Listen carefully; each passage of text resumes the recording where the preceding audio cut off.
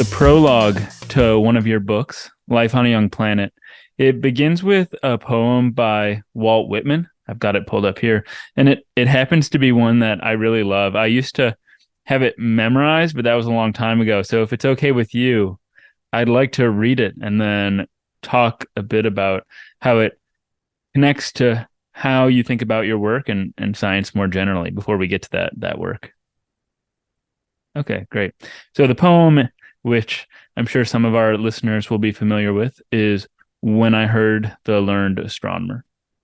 When I heard the learned astronomer, when the proofs, the figures were ranged in columns before me, when I was shown the charts and diagrams to add, divide, and measure them, when I sitting heard the astronomer where he lectured with much applause in the lecture room, how soon unaccountable I became tired and sick, till rising and gliding out I wandered off by myself in the mystical moist night air, and from time to time looked up in perfect silence at the stars.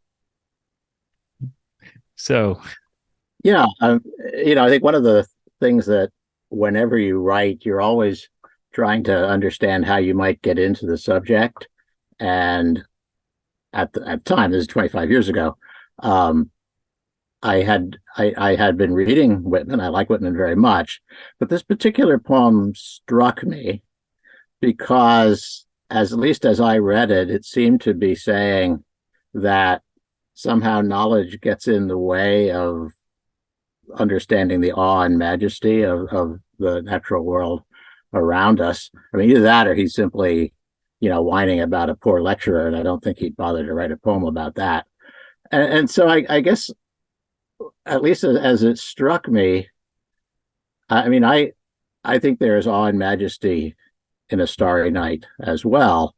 On the other hand, actually having some understanding of what those stars are telling us about the universe, to me, actually adds to the awe and majesty rather than subtracting from it. And I think the same thing would be true. I think any of us, when we gaze out over the edge of the Grand Canyon, we're struck by, the immensity of the landscape around us. And I'm as awestruck by that as anyone. But again, I think there's something that actually adds to my appreciation, knowing that those beautiful multicolored layers of rocks that I see lining the canyon are actually telling a story about the planet and help us understand the planet's history as a whole. So that's pretty much why I chose to use that. I don't know that everyone would take the same lesson from the poem that I did, but it's what kindled the flames to begin with. when you say that whenever one writes, they need to figure out how to get into the subject, do you just mean how you're going to introduce it to the audience who might not have any background in it and make it compelling to them? Yeah, more or less. And I think this is true actually of scientific papers that I write for my peers. The hardest things to write are the first page and the last page.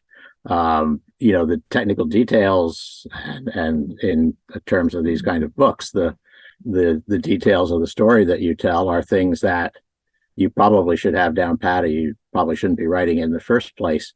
But there's always this thing: how do I get in? How do I introduce a subject in a way that might explain why I'm writing, how it may relate to, the thoughts and stuff of others, and similarly at the end, how do you get out of a narrative in a way that somehow summarizes it succinctly to just kind of reinforce the story you've been trying to tell. So that's really it. I think it's, it's not so much a matter of science as just a matter of trying to construct a compelling narrative. Mm-hmm. Yeah, one thing that what you're saying brings to mind for me is already the Greeks were aware of, in rhetoric, there's logos, pathos, and ethos. And of course, you need to have the material down, but if you're unable to build a connection